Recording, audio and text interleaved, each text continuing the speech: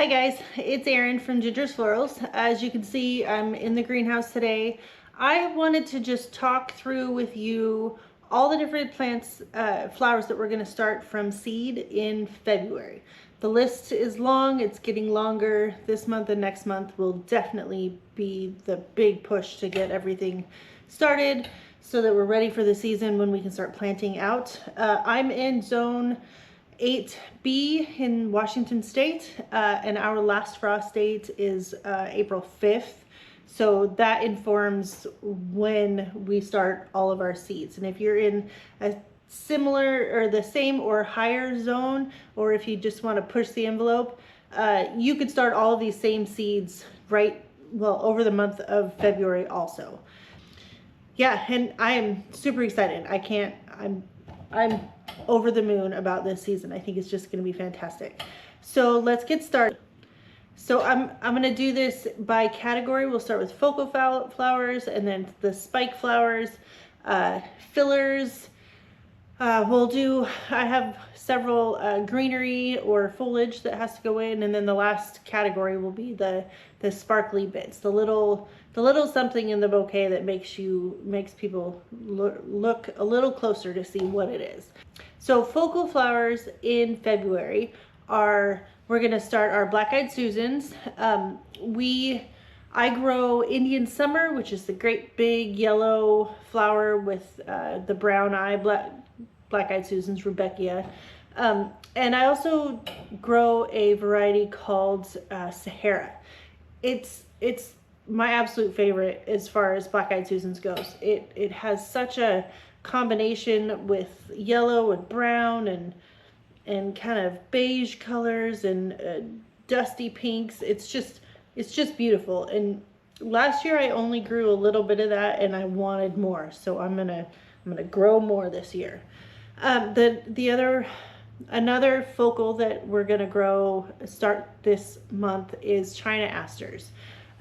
If you've not seen them, they're so fun. They're big, fluffy, round flowers, and they come everything from like a peachy beige color all the way through purples and yellows and pinks and bright colors, and there's different flower types like anemone styles and just little almost chrysanthemum looking blooms. They're so much fun. I have my list of my varieties next to me. That's why I'm looking over here. Yeah, I have a Tower Chamois, which is a peachy color, a silver, which is white, a violet, and a yellow, and I just love them. And then the last thing that we're gonna do in February for focal flowers is we're gonna start our last batch of ranunculus. I have a video earlier in the season for how we start and grow ranunculus. I can link it down below. I'll soak the corms until they plump, then I'll put them in just a seed tray with dirt over them for 10 days-ish probably in the garage where it's nice and cool. Let them sprout, and then I'll put them out in the garden, out in the field, and I have probably around 1,000 more that I need to put in the ground. Pinks and orange and white, I believe. I'll take a look at it when we get there. So that's the focal flowers for February starting. The big batch of them will start in March. So we'll go through that list when it gets closer. The next group that I wanted to talk to was the spikes. They're the line flowers if you're a florist. Things like snapdragons and stock and celosia, different. The flowers that just put a big vertical accent into your bouquets. So we're gonna do another succession. If you watched the last video, you saw we started some stock and some snapdragon. So I'll do another succession of those in February. And then I'll try to link that other video before. And then the other line flower spike that we're gonna start in February is Bee Balm or Monarda. I have a couple different varieties. One is called it's a lemon balm. Hold on. Oh, one of them is called bergamot, which is kind of a dusty pink, almost mauve-y color, and the green is a really rich sort of green, but it's these beautiful, I'll put a picture up, there's these beautiful spikes that have little tiers of flowers that it's so much fun, and it smells amazing. It smells like, well, bergamot, like Earl Grey tea. And the other one is a lemon mint variety, which is, it's the same shape of flower, but it's a different color. It's more of a lavender and a lighter green, and I love them both, and they serve similar purpose in different color palettes that everything that will be growing that time of year. So I can't wait. And that's it for the spike flowers. I don't have a lot going on right now. Most of it's going to be the larkspur that I already have out there, snapdragon, stalk, and then as we just talked through. The next group of flowers, bouquet ingredients is filler flowers. So that's the like discs and sprays of flowers, anything that fills up the bouquet and it adds weight of color and just texture into a bouquet. So the first couple is Dara and Amy. They have these, Dara has these great big discs of umbels of flowers, little tiny flowers, and it's kind of it generally stays in the like burgundies and brown color shades. And then Amy is similar. It's a wild carrot, I think, or a white dill. It's a dill flower, but it has great big discs of little white flowers, and it's stunning, and it makes a big impact filling in the space and filling out your bouquet. The next one I have is Feverfew. I do have a patch of it that we put into the field the fall before last, and it grew last year. I'm hoping that it perennialized, but I'm gonna hedge my bets and start another batch or another row of it. It's a really good filler. It comes on in a flash, and you got to use it quick, but I cut it back and it'll flush more blooms again, so it makes it absolutely worth it. We're also going to grow Lavaterra. This one, it's such a beautiful flower. I didn't know it existed until a couple of years ago, but I'm in love with it. The flowers, the varieties that we're growing are a white and a pink, and the flowers, they look like hibiscus flowers, or even kind of like hollyhock. They're just gorgeous. The plants get 3 feet tall, and they make it a much more romantic looking bouquet if that's what you're looking for, something soft and feminine. It fills that bill perfectly. Another one that we're going to grow is corncockle, which has a similar shape of flower but much smaller. They grow in tall, wispy sprays of flowers. The ones that I have are white and purple, and they're a really sweet, delicate little flower, and they bloom kind of in that in between, after most of the early spring flowers are done and then before all the summer flowers come. So they're kind of a transition flower, and I just love them. Another filler is that I grow and I love and I will recommend to anybody is straw flower. We're gonna grow fewer varieties this year, but more of them. Probably the apricots, and there's a deep raspberry color that I love. But these, if you've not seen them before, I'll put a picture. They're small-ish flowers, but they're they're called straw flowers, but they're very papery, and they dry beautifully. You can cut them, hang them upside down in a dry place, and they will stay almost exactly the same color that they were when you cut them. And they are what we call cut and come again, and the more you cut them, the more they bloom. They just all summer long into the fall until a frost kills them, they will put out flowers nonstop. They're easy to grow, and I adore them. And the last one of my fillers that it's new to me, it's called Orlea. It's similar to the shape of the Ami, but it's smaller. And the plant only gets, I don't know, 2 or 3 feet, where Orlea or Ami can get 5, 6 feet tall. But I'm gonna give this one a go. It's another disc-shaped white flower that I'm really looking forward to seeing how that one does. And those will start in this month also. So the next batch of seeds that we're going to start this season is, or this month, is our greenery, our foliage. Now, a lot of people, especially if you're new to cut flowers, you don't really think too much about the greenery, but it's critical. Absolutely, one of the most important pieces to make sure that you have enough of going in to make your arrangements. The filler, it's kind of that part of the bouquet that balances everything out. You don't necessarily notice it directly, but it serves its purpose. It brings everything together, and if it's missing, you may not know exactly what's missing, but you know that something's missing. But the foliage is absolutely critical, and I try to grow as much as 50% of my field in foliage. I am fortunate that I have a lot of forage that I can do with all the berries and like salal and everything that grows wild on my property. So a lot of what I use is that, especially in the early spring. But these are the ones that I'm going to start in February. Bells of Ireland. The one thing to know about Bells of Ireland is that they need a stratification period. So if you put them in a seed packet in a plastic bag in your freezer for like 10 days, that'll cover it. And then you can pull them out, start them.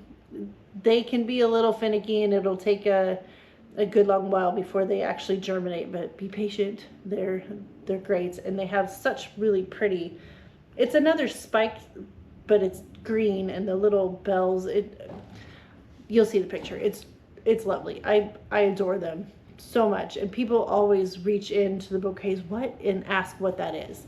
So it's one of the staples here. Another one is Bupleurum. So like the larkspur, I have Bupleurum already out in the field that I planted last fall, but I like to grow at least one more tray of them in the spring, because invariably some of the seed will have not germinated, or the birds got to it, or what have you.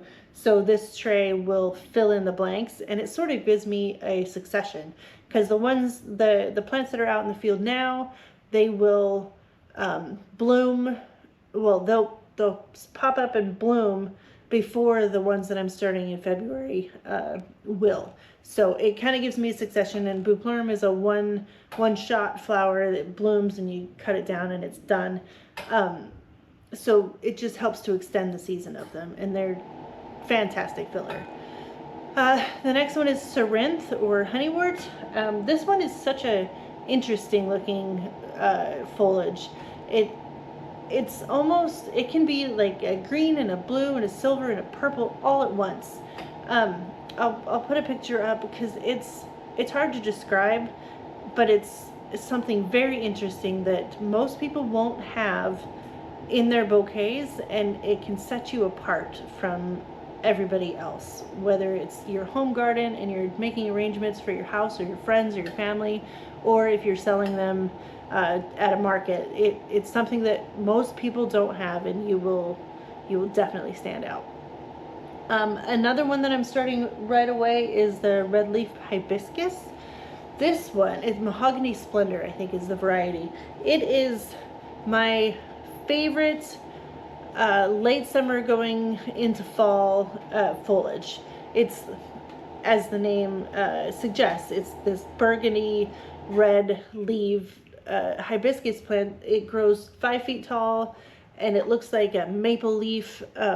Once the stems start to get stiff, you can cut and cut and cut and cut off of it, and it just keeps going. I could cut buckets off of it every week, and I only had a 10-foot patch, but as soon as it was ready to go, I literally cut buckets off of it, and it was a staple for my dahlia bouquets and my fall bouquets especially. It looks beautiful with that Sahara Rebecca and sunflowers. Actually, I love it. It's definitely worth a try. Super easy to grow. It needs more space, 18 inches around, because the plant will get big, but it's fun. And the last one for the greenery or foliage that I'm going to grow this year is apple of Peru. This is another one that's new to me. I always like to try a few new things every year to see if they're worth growing again. Apple of Peru, it's a green foliage. It's supposed to get pretty tall, and it has lantern kind of pods on it. It looks kind of like a tomatillo, and it's supposed to put out stem after stem after stem. I don't know a lot about it. I haven't grown it, but I'm gonna give it a try, and I'm starting those seeds this month. And the last group that I wanted to talk about is that sparkle category. You ever walk through a grocery store and there's just something that draws you to one bouquet over another one, and there's just something about it? There's usually, in my experience anyways, some unusual little plant or little flower that kind of drew you in. It's that something makes you want to touch it. It's got some interesting texture or color or something that's just unusual that you're not used to seeing. That's this category. The flowers that I'm going to start in February for that category, first one is forget-me-nots. They're a classic cottage garden flower, but they have I'm growing two different varieties. The firmament has these tiny true blue flowers that come on long stems, but they're itty bitty, and when you put one or two in a bouquet, they just they add that element of color that nothing else in your bouquet is going to have. Blue specifically it's very, very limited in flowers. You almost never see it. But I'll have that one, and then there's another one called Mystery Rose that's a pink forget-me-not. I haven't grown that one before, but if it grows anything like the blue, then it'll be easy to grow in this zone. So those are the first two, and then the next one is Gomphrena or Globe Amaranth. I adore these. They're so fun to grow. They have these little puff balls on the top of them. They dry just the same color that they grew, but these little puff balls on a long stem. The colors that I'm going to grow are a carmine, which is hot pink, and a orange, and they just add something. Same thing. It's just something that's different that nobody else has, and it grabs somebody's eye, especially when it's that bright pink or the orange colors. They're a lot of fun. You don't need a lot of them. Last year I grew far too many, so I'm gonna grow a lot less than I did last year. But yeah, I'm gonna grow a couple different varieties of it, and then just add one or two to a bouquet as it fits. The next one is Scabiosa, or a pincushion flower. If you haven't seen them, these little disc flowers, they're so fun. I have several different colors: a blue, a cream, there's a dark burgundy color, but they come on these real long stems with this little tiny flower. Well, it's not tiny. This little disc flower on the end of it, and they can stick so far out of your bouquet because the stems are pretty rigid, that it's almost whimsical. This little bit that sticks out and says, "Hello, look at me." They're really fun. I am going to grow a couple of perennial varieties this year that I haven't grown before, so we'll give it a shot. There's a Fama White and Fama Blue. They're, like I said, I haven't grown them before, but I'm going to try the blue. Again, blue is lavender, but I'll put them in the border and hope that they stick around for a while. I love the pincushion flowers, the annual type. So these should be a little bit bigger than that, but either way. And then the last one is Status. Status is another great dried flower. It will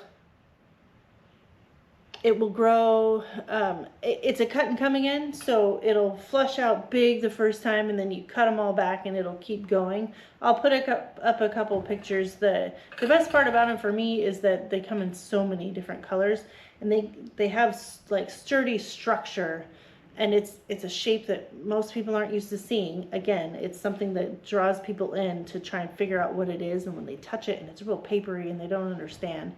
But you can get them from anywhere from a peach or apricot to pastel colors. You can get yellow and blue and pink, and yeah, it's any mess of colors or a group of colors that you can come up with. Mostly you can find the Status, and that's it. This is definitely the time of year where the greenhouse starts filling up. The field gets prepped, everything starts to get really busy, and I'm over the moon excited about it. I just can't wait. It's fun to be able to talk to you guys and show you what you could possibly do in your garden. And if any of this was at all interesting, informative, helpful, I ask that you consider subscribing to the channel. I'm really excited that you're here to go through this with. I can share my ups and downs and what works and what doesn't. And I hope to see you guys in the next one. Thanks, guys.